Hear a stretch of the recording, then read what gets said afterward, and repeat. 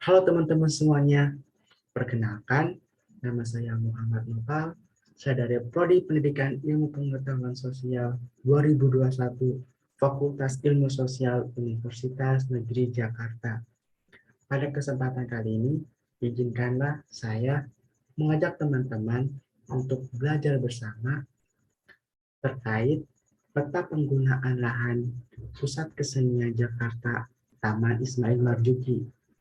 Sebelum kita membahas lebih jauh tentang peta penggunaan lahan Pusat Kesenian Jakarta Taman Ismail Marzuki ini, saya punya sedikit pengantar atau fun fact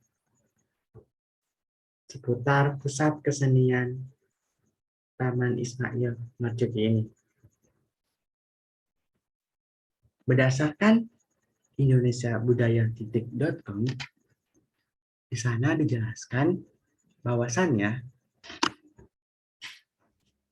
Taman Ismail Marzuki yang disingkat dengan TIM merupakan salah satu landmark atau bangunan dari kota Jakarta yang dimana tempat yang memiliki nama lengkap Pusat Kesenian Jakarta Taman Ismail Marzuki ini menjadi simbol eksistensi atau keberadaan sebagai pusat kesenian dan budaya di Indonesia. Taman Ismail Marzuki ini diresmikan pada tanggal 10 November 1968.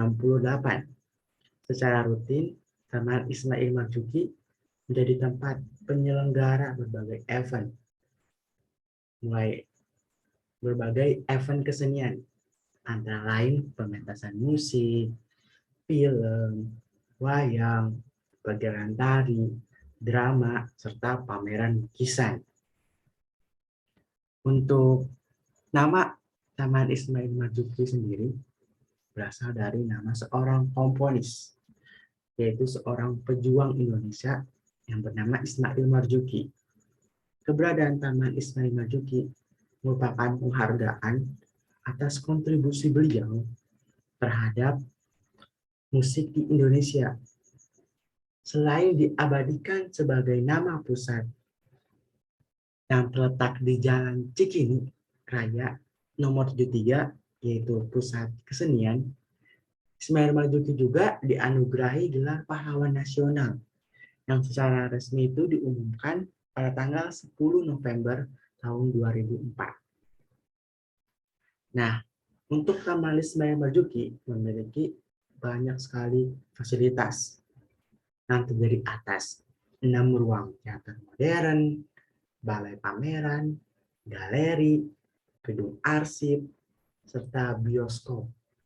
Tidak pula di dalam komplek Taman Ismail Marzuki ini terdapat Planetarium Jakarta yang diresmikan pada tahun 1964 oleh Presiden Soekarno. Untuk sebagai wisata pendidikan bagi masyarakat.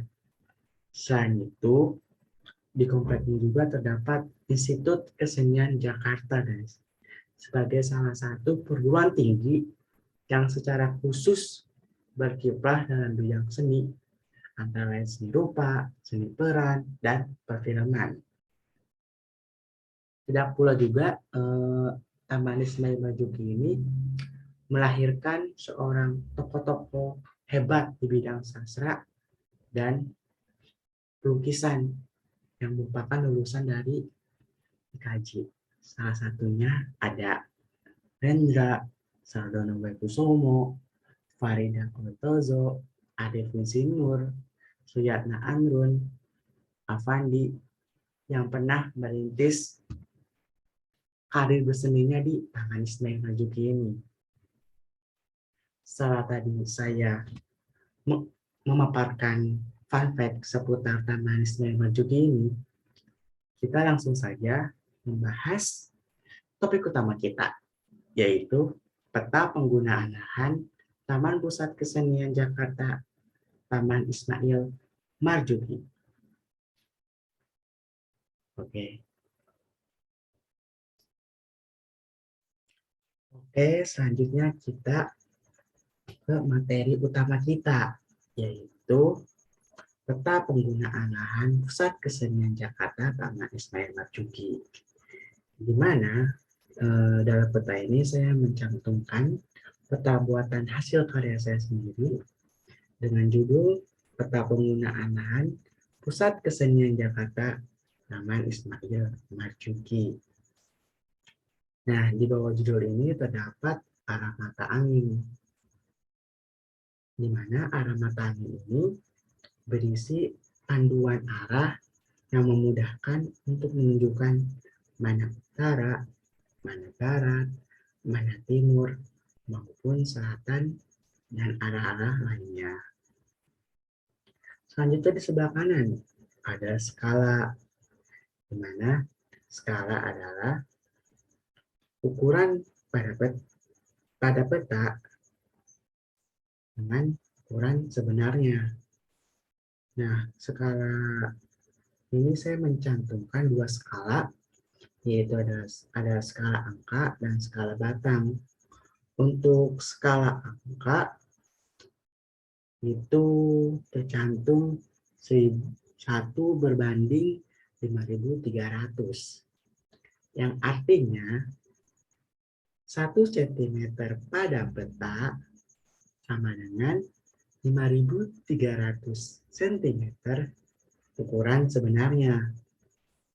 Nah, di bawahnya juga kita lihat ada skala batang.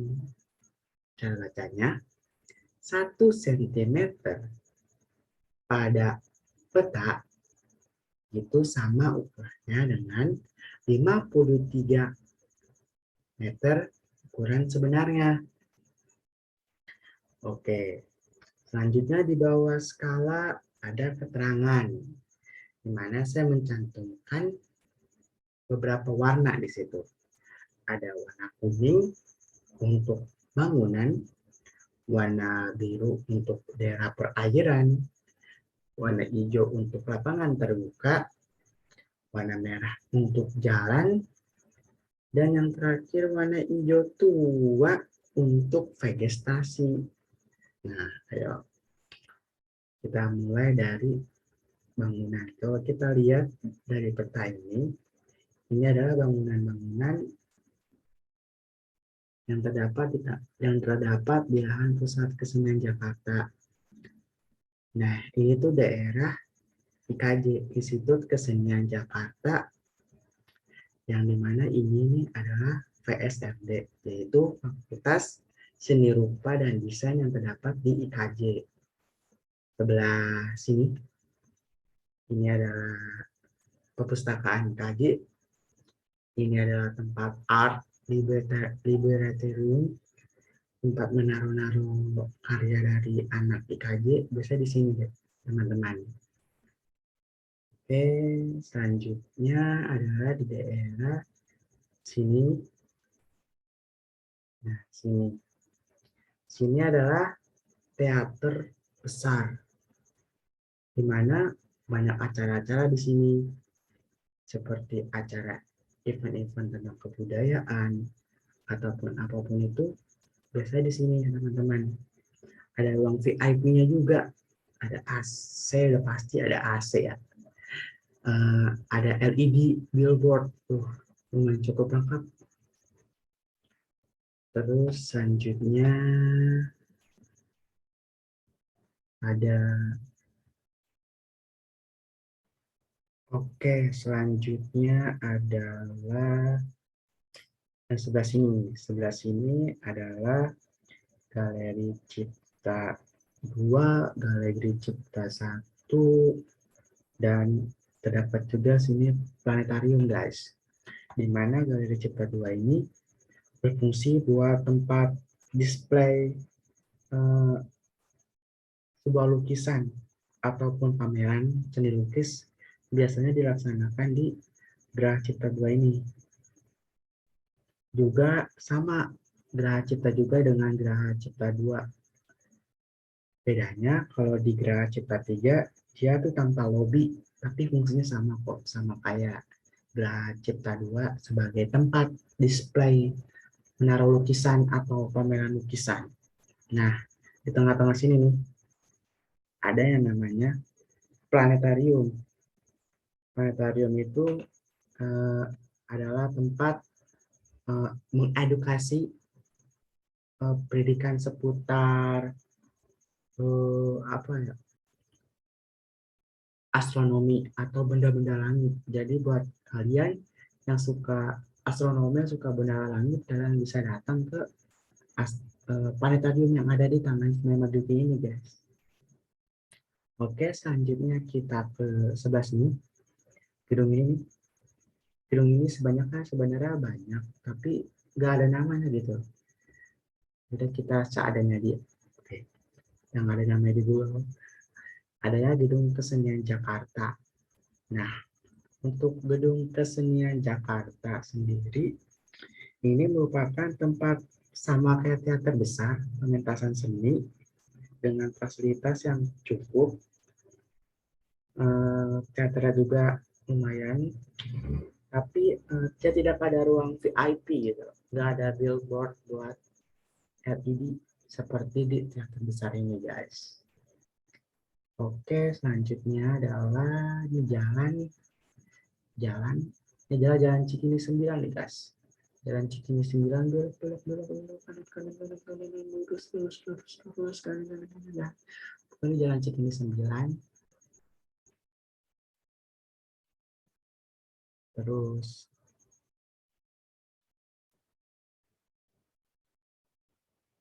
tidak lupa juga di sini juga nih, daerah sini pokoknya ada apa ya, ibarat kita itu di daerah sini,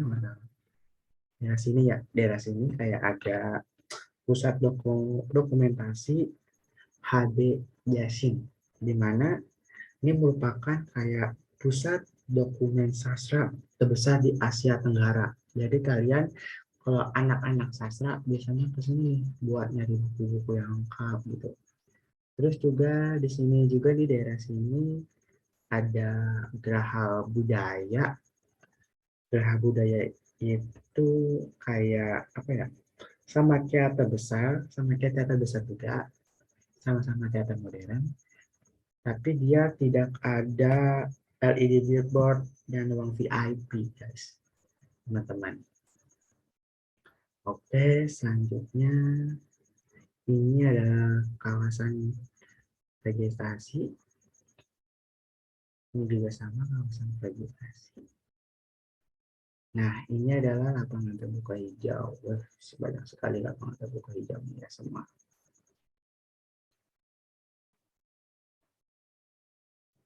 Terus, selanjutnya lagi ada nih zona biru. Ini adalah kolam renang Cikini. Nah, ini adalah hotel nih. Hotel Iblis Baget Hotel kalau nggak salah namanya. Maaf jika namanya salah, setahu namanya Iblis Baget Hotel. Nah, jadi buat kalian yang ke Taman Ismail Marzuki, kalian mau nginep-nginep, mau bersantai selama sehari, kalian bisa kesini hotel ini. Bisa juga renang di kolam renang Cikini. Selanjutnya lagi ada namanya, selanjutnya nih jalan lagi nih. Namanya Jalan Sekolah Seni kok. Ya, namanya Jalan Sekolah Seni. Lurus, belok. Nah, ini adalah perbatasan.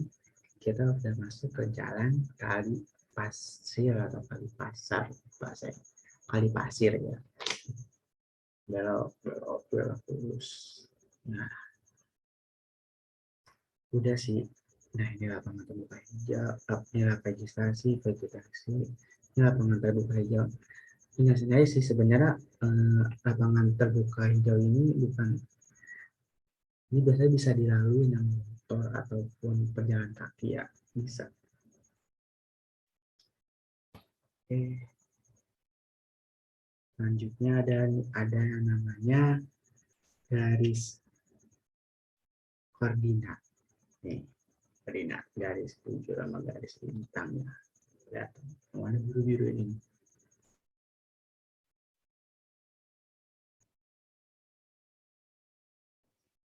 Oke, untuk yang garis, tadi kita ngomongin garis bujur sama garis lintang. Nah, garis bujur itu adalah garis yang ini, yang dari kutub utara sampai kutub selatan, itu ke bawah. Nah, untuk garis lintang sendiri, itu nih, di mana garis lintang ini bentuknya secara horizontal tapi dia kayak mengelilingi bumi. Ini namanya garis lintang, guys, teman-teman. Oke, selanjutnya kalau kita bisa lihat juga untuk taman Anies dan Prajurit ini lumayan strategis ya. Jalannya jadi diatur oleh jalan Cikini. Jalan Cikini 8, terus juga ada jalan Cikini kecil, terus sampingnya juga ada jalan Keramat 5.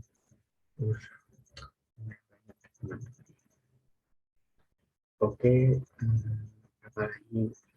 Oh ya, untuk insert. Sebenarnya saya tidak memasukkan insert karena ini kan peta buatan. Nah, seperti saya bilang, yang bersumber dari Google Maps. Yang tadi yang kita ketahui bahwa Google Maps ini dia tidak mencantumkan semuanya gitu. Kayak masih ada yang belum dia munculkan di peta ini. Jadi saya juga masih ragu untuk mencantumkan insertnya. Mungkin itu aja sih yang bisa yang bisa saya sampaikan. Kurang lebihnya saya mohon maaf apabila ada kesalahan atau kurang mengerti, atau kita bisa diskusi di kolom komentar. Itu saja yang bisa saya sampaikan. Sampai ketemu nanti. Nah, dadah.